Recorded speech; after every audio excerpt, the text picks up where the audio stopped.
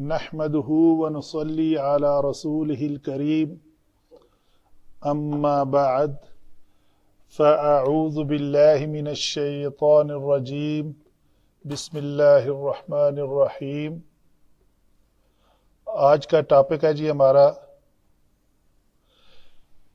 فعل امر۔ Last time ہم فعل ماضی کر چکے، مضارع کر چکے، تو آج ہے فعل امر۔ ایسا فعل، ایسا کلمہ، ایسا فعل جس سے کسی کام کے کرنے کا حکم واضح ہو، ایسا فعل جس میں کسی کام کے کرنے کا حکم پایا جائے، اسے فعل امر کہتے ہیں۔ اور یہ اگر حاضر کے 6 صیغوں میں ہو تو اس میں ڈائریکٹ حکم ہوتا ہے کہ یہ کام کرو، اور اگر وہ غائب یا متکلم کے 2 صیغے 2 اور 6 8 صیغوں میں ہو تو اس میں کسی کام کے کرنے کی خواہش کا اظہار کیا جاتا ہے۔ یہ ہے فرق۔ حاضر کے 6 صیغوں میں معنی ہوتے ہیں ڈائریکٹ حکم کے، تم پانی پیو، اور جو غائب کے 6 صیغے ہیں اور متکلم کے 2 صیغے ہیں، 6 اور 2 8 صیغوں میں کسی کام کے کرنے کی خواہش کا اظہار کیا جاتا ہے کہ چاہیے کہ وہ مارے۔ تو اس کو بنانے کا طریقہ کار بھی دیکھیں گے اور ڈائریکٹ امر کو بھی دیکھیں گے۔ تو امر بنتا کس سے ہے؟ فعل امر جو ہے وہ فعل مضارع سے بنتا ہے۔ فعل مضارع جو ہے وہ ماضی سے بنتا ہے، ماضی جو ہے مصدر سے بنتا ہے۔ یہ ایرو میں نے دیے ہیں کہ پہلے کوئی کلمہ ہوتا ہے مصدر، جیسے ہم ایک فا، تا اور ہا ثلاثی مجرد کے مصدر کے 3 حروف ہیں۔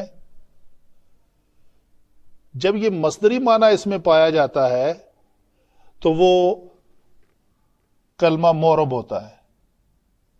تو مورب کی مثالیں میں نے آپ کو قرآن پاک سے دی ہیں کہ یہ کلمہ سورہ نساء میں آیت نمبر 141 میں استعمال ہوا ہے، فَإِن كَانَ لَكُمْ فَتْحٌ مِّنَ اللَّهِ فَتْحٌ مِّنَ اللَّهِ۔ تو یہ کلمہ یہاں پہ مرفوع استعمال ہوا ہے۔ آپ کو پتہ ہے نا کہ مورب ایسا کلمہ ہوتا ہے جو اپنے اسم کے آخری حرف کے اوپر اعراب کی تبدیلی کو قبول کرتا ہے۔ کبھی وہ زبر آ جاتی ہے، کبھی پیش آ جاتی ہے، کبھی جزم آ جاتی ہے، اور کبھی زیر آ جاتی ہے۔ تو یہ کلمات اسماء چونکہ مجزوم نہیں ہوتے تو یہاں ہم اس کو کراس کر دیتے ہیں کہ جزم مصدر مجزوم نہیں آئے گا، فعل مجزوم ہوتے ہیں۔ تو یہ تینوں حرکات کو قبول کرتا ہے۔ چلے ایسے لکھ لیتے ہیں، جزم کو ہٹا ہی دیتے ہیں۔ تو مورب ہوا، تو مورب ہونے کی جو مثالیں ہیں، یہ لفظ ایز اے مصدر۔ دوسرا کیا ہے؟ اِنَّا فَتَحْنَا لَكَ فَتْحًا مُبِينًا۔ تو یہ لفظ یہاں پہ منصوب استعمال ہوا ہے، 2 زبر والی تنوین آئی ہے۔ تیسری اگزامپل ہے اِذَا جَاءَ نَصْرُ اللَّهِ وَالْفَتْحُ۔ یہاں پہ یہ لفظ مرفوع استعمال ہوا ہے سورۃ النصر میں۔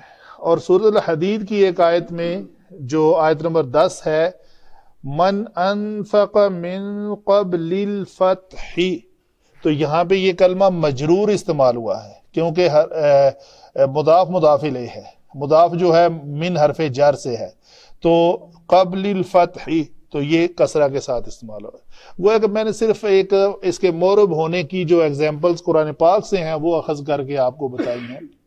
اچھا، مصدر سے کیا ہوتا ہے کہ فا تا ہا مصدر لیا، اس سے ہم فعل ماضی بناتے ہیں۔ پھر ماضی کے جو روٹ ورڈ جب بن جاتا ہے فعل ماضی تو اس میں کچھ ایڈیشن کرتے ہیں۔ کیا؟ 2 ایڈیشن کرتے ہیں اس فعل میں۔ ایک تو اس کے ساتھ علامت مضارع ایڈ، کیونکہ مضارع بنانا ہے تو علامت مضارع ایڈ کر دیے۔